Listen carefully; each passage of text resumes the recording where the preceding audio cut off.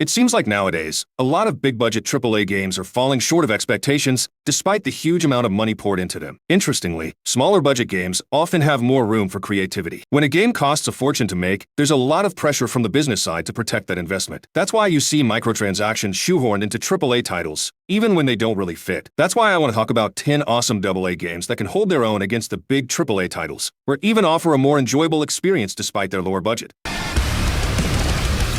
I've got to include A Plague Tale games on this list. Both were made by Asobo Studios, which isn't as big as Rockstar Games or Ubisoft. You might be curious about the budget for A Plague Tale: Innocence and its sequel, Requiem, especially considering how great they turned out. Would you believe it cost only $10 million to make Innocence and $25 million for Requiem? It's pretty surprising, especially since Requiem looks like such a high-quality game. Props to the studio for pulling it off with that budget. Now, let's dive into the game itself. Visually, it's stunning. From the landscapes to the markets to the sea. The medieval buildings are detailed and beautiful, and the level designs are top-notch. The soundtrack sets the perfect tone, whether it's haunting, emotional, or festive. And the voice acting? Incredible. The gameplay is where this game really shines. It's unique and different from others. While it's still a stealth game at its core, the protagonist isn't super tough, but you've got more ways to fight back this time. But the story? That's the real gem. It's up there with The Last of Us Part 1 in terms of emotional impact, and it's as moving as Red Dead Redemption 2. Come on. A Way Out, released in 2018, is an action-adventure game by Hazelight Studios. It's a co-op game where you and a buddy team up to bust out of jail and take down a mutual enemy. This game offers an incredible experience. While the gameplay itself isn't mind-blowing, it's the interactions between characters and the storyline that really shine. Throughout the game, you'll find all sorts of things to do together, like playing darts or basketball. It's a neat way to strengthen the bond between the characters and show their relationship growing. The story and dialogue are top-notch. They feel real and draw you in completely. For a game with a budget of only about $5 million, it's seriously impressive what the studio pulled off. If you haven't tried it yet, it's definitely worth a play. Keep it up, boys.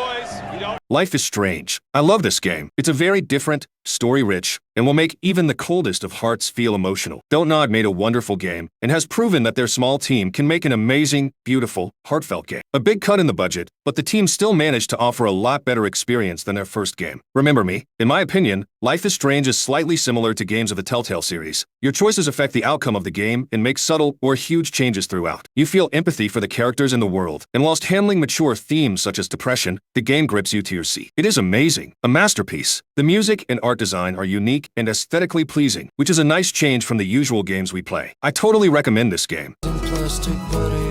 Evan doesn't say much to me, but Hellblade: Senua's Sacrifice is a tough one for me to review. It's incredibly well made, but it wasn't exactly enjoyable for me. That's because it deals with heavy stuff like mental illness and psychosis. It's not meant to be a fun experience, but rather a deep and sometimes traumatic one. The gameplay is pretty simple, mostly involving walking around and solving puzzles. There's some combat too, kind of like Dark Souls, but not as intense. Visually, the game is stunning, even years later. The environments are beautiful yet eerie, and the sound design is top-notch. Definitely play with headphones to get the full experience. The voices you hear throughout the game are part of its attempt to simulate psychosis, but it can get overwhelming. It's not a game for everyone, but I still think it's worth trying. Plus, it's impressive that such a small team made something that rivals AAA titles. quiet. Detroit Become Human is hands down the best choice-based game ever. Seriously, every decision you make affects the story, and get this, it has a whopping 85 possible endings. Talk about endless possibilities. You can play this game over and over and still discover new stuff. It's set in Detroit in 2038, where androids have taken over lots of jobs, causing tension. When these androids gain free will, things get even more intense. You follow 3 main characters, each with their own story. Even small details, like the android greeting you in the menu, show how much heart the developers put into this game. It's super non-linear, which is rare and cool. I totally recommend giving it a go. It's one of the best in its genre, and will keep you hooked for days. And get this, it's made on a budget of only 30 million euros. That's seriously impressive for a game of this quality. What Remains of Edith Finch is kind of like a walking simulator. It's a shame more people haven't tried it because it's a true masterpiece. The story is super sad, but the game itself is so original and interactive. The storytelling is top-notch, but the only downside is that it's pretty short. I really recommend playing it at least once. It'll only take a few hours of your time, but it's totally worth it. It's one of the best indie games out there. If you can, try to get it on sale because you can just wrap it up in one sitting, though it's still worth every penny.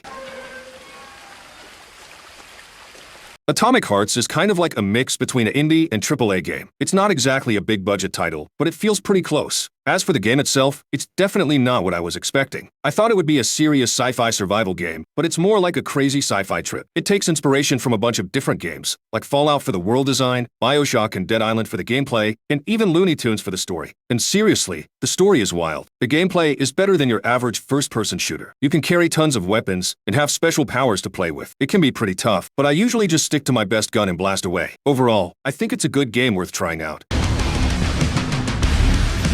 It Takes Two is an absolute gem, one of the most unique games I've ever played. Like A Way Out, it's made by Hazelight Studios and needs to be played with 2 players. Each level is like its own little world, with different tools and skills you need to use to move forward. It keeps the game feeling fresh and exciting, with a mix of puzzles, action, and fun. The puzzles were just challenging enough that I only had to look up a couple on YouTube. Overall, the game is almost flawless. I'd love to see more like it. I think more developers should make couch co-op adventure games like this. And get this, the budget EA gave to Hazelight was only about $3.7 million.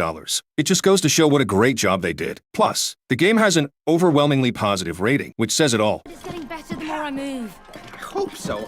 Oh, Cody, will you please focus? All right. Kingdom Come Deliverance is a game that demands a lot of patience. It's all about realism, so things that are quick in other RPGs take way longer here, in real-life time. But man, the world they've created is so believable. It's tough and unforgiving, and the combat is tricky. Still, I had a blast playing it. There's so much to do. You could sink hundreds of hours into it. But I'll be honest, it's not for everyone. You really need to be patient and willing to learn the game systems. And let's talk about the sound design. It's amazing. You can tell what kind of terrain you're on just by listening to the horse's hooves. Overall, I really like this game and would definitely recommend it. Plus, it had a pretty big budget of around $36.5 million, which shows in the quality.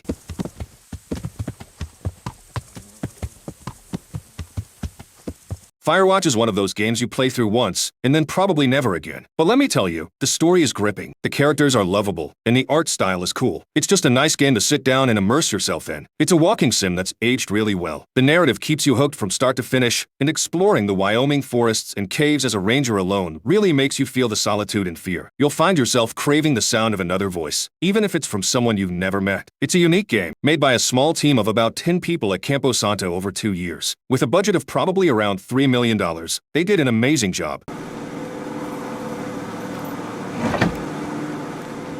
If you're into mysteries, gritty detective stories, and noir vibes, The Wolf Among Us is right up your alley. It's not super complicated in terms of gameplay. It's mostly a point-and-click detective game, but the visuals are stunning. The pacing, writing, and atmosphere are all top-notch. And the way it brings folklore characters into a noir setting is really cool. It's fun trying to guess where each character comes from. It's a mature story set in a noir world, with fairy tale characters living secretly among us. If you're a fan of Detroit Become Human, Life is Strange, or the Telltale Walking Dead series, you'll definitely enjoy this game. Mr. Toad? Oh, shit. Bigby! Listen, mate, I know I don't look human. It's a problem, I get it. I just stepped out the apartment for just a second to see what kind of damage this drunk shit is doing. The Quarry is a solid experience, especially if you're into interactive movies or games that blend storytelling with player input. The character models, voice acting, and writing are all great, giving off a vibe like a well-made horror movie set at summer camp. The game's mechanics are a bit different and can be challenging. There are lots of cutscenes you can't skip, but you get to decide how characters act during conversations. Sometimes you can move around and look for clues, but it's not a big part of the story. As the game goes on, you get more involved, which is nice. And if you're not paying attention, some characters might meet a grim fate, which adds to the realism. Overall, if you like this kind of genre, give The Quarry a shot. Ugh. Horror. I hate horror.